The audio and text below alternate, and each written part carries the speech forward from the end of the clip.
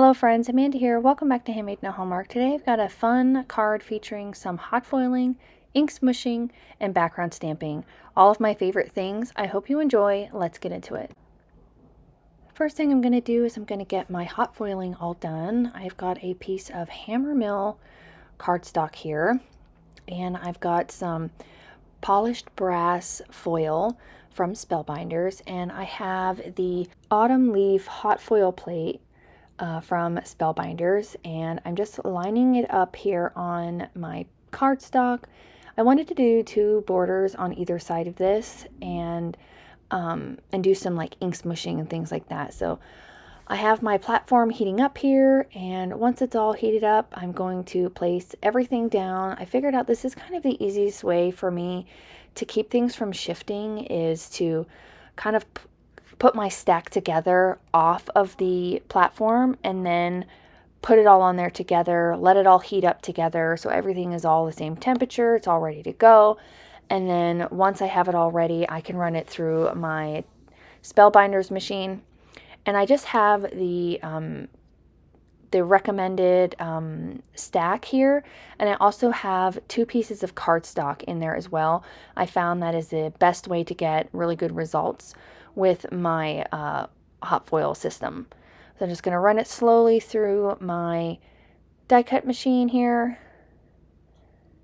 And I have a really small workspace I have to do all of this on, so I have to kind of manage my space really well. I have to like clean everything off of my space in order to get this filmed, because it has such small space to get this, my large die cutting machine and my Glimmer machine in the same frame. It's hard. So once I had that side done, I'm going to get everything warming back up and do the other side as well.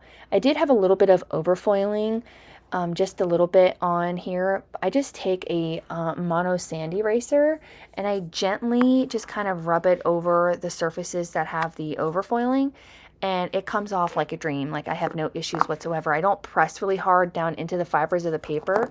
I just kind of rub it around on top of it and it comes off with no problems. And it really wasn't that big of a deal, because I do end up trimming this panel down a little bit, and I do all that ink smushing and all that other good stuff on top that you don't actually see any overfoiling, and if you did, it would just kind of blend in the background anyway.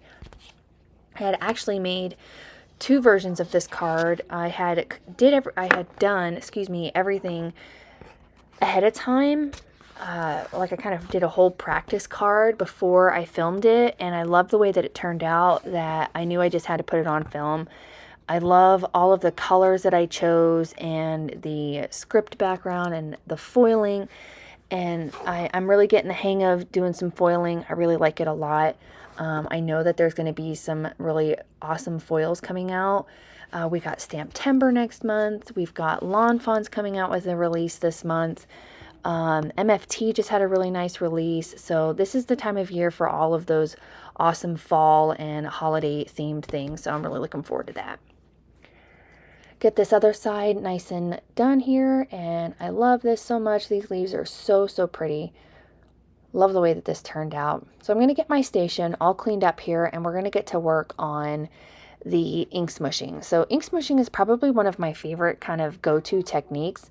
Now here I show you that I use these colors, but I ended up changing the aged mahogany to candied apple, I think, and then I added another color, or fired brick, I'm sorry, and then I added another color in there. So you can use any of your water-based inks that you have. You don't have to use distress inks. You could use the, I think the positively saturated inks from Simon are water-based, so any kind of ink that you have.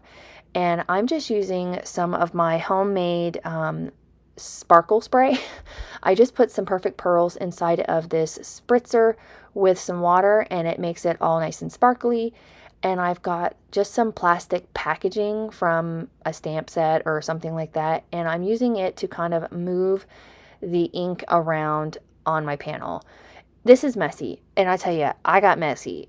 I had ink everywhere. Just like my last video, I ended up with ink all over my fingers. I had it everywhere, but it's totally worth it. I love doing ink smushing. It is so fun to just play and do all the fun things with it.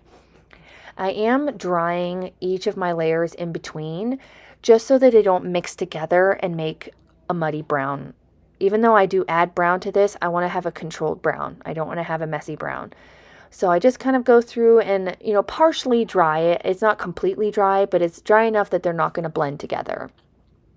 So I'm going to go through and do the next color here. And again, ink smooshing is so easy. It's such a really fun technique. And you can, if you don't like the whole like smooshing with the ink pad, you could easily pick it up with like a paintbrush and just kind of brush it across, but you're not going to get that same kind of organic feel that you do with using the plastic packaging and just kind of playing around with the inks and just moving them around and having a really, really fun time with it. Again, I did 2 of these cards. They're both designed the same way, but each one looks a little different because the ink smooshing never turns out the same each time you do it. Like, you can get close, you can use the same colors, but you're going to get different colors in different areas, and it's just going to be so fun and organic. So I did speed this process up a little bit because it did take me a little bit of time.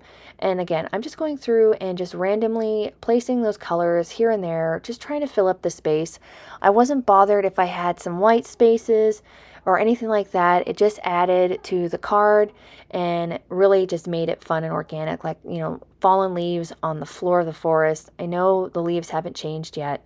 I'm super excited. I'm waiting for it. Every time I go for a drive or something like that and I see a tree that has started to change, I always point it out and I'm like, look guys, look, that one's changing. So I am really excited for the fall season. I'm ready for the cooler weather. I'm ready for there to be no bugs, and I'm ready for all the things fall that come with it. Recipes, the smells, the harvest festivals, all the things. So I'm really looking forward to that. So I got that rustic wilderness in there, and then I grabbed my small ground espresso regular distress ink. I wanted this brown to be a bit more intense than the oxide brown, just because I wanted to play around with it, be a little bit different. I just wanted the brown to show up a little bit more than the other ones. I wanted it to be a bit bolder. And then I added some splattering with that brown. Gonna clean my surface up here, and I'm gonna set this off to the side to dry completely before I assemble the rest of the card and do the next steps in our process. So I am going to hit it with the heat gun just a little bit, but here you can see it's all nice and dry, and I did use one of my stacked rectangular dies to die cut this and get it to the size that I needed. In my MISTI tool here, I have the MFT Romantic Script background. Now, the reason I chose this is because of the scripts. I didn't choose it because of the romantic feel. I chose it because I wanted it to be like a script background. I didn't want to do like a hard text. I wanted it to be really soft and kind of elegant to go with the gold and all the fun things. And I'm also using the craft ink from MFT, and I'm just kind of splotching off some of that ink so it's not super, super intense.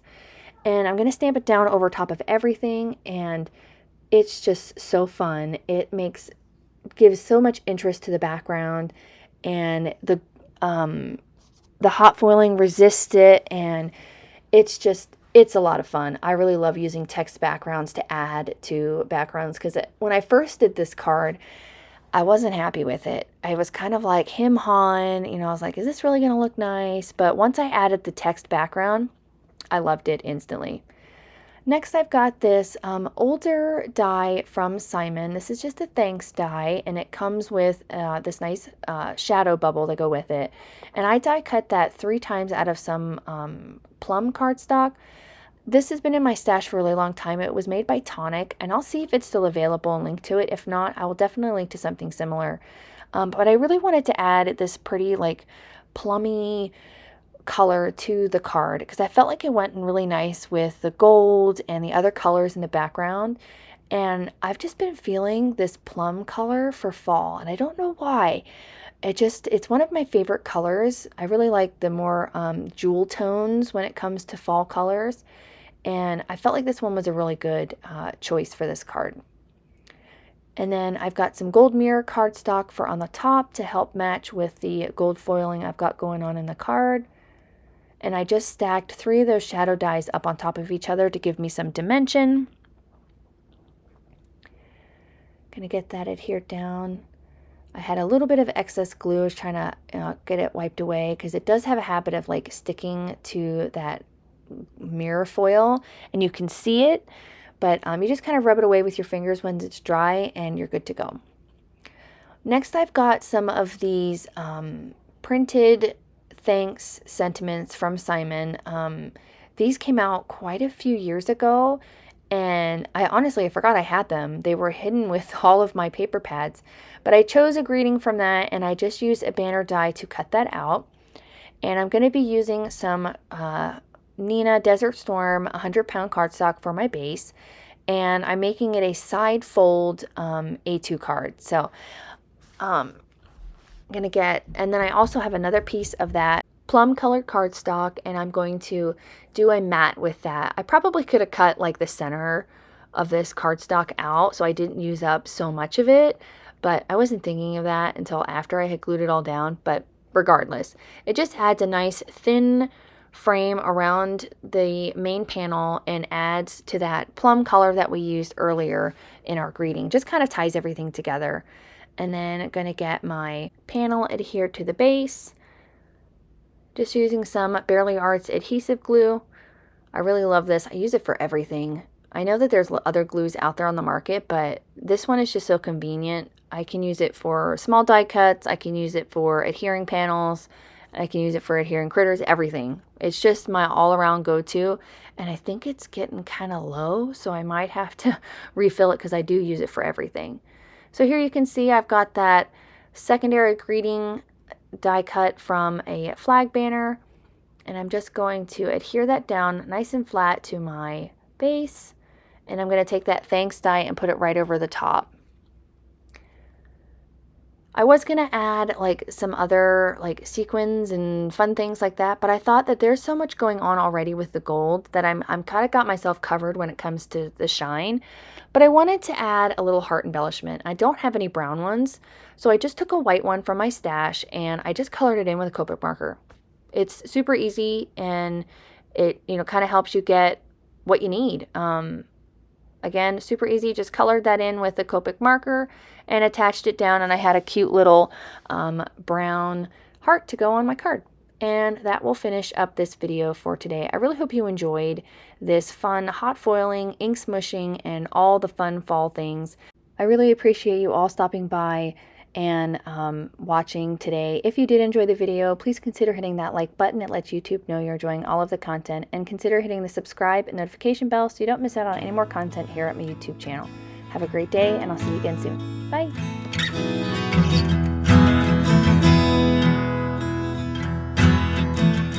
On screen, I've got a few videos that I think you'll enjoy. Consider hitting the subscribe button so you don't miss out on any more videos at my YouTube channel.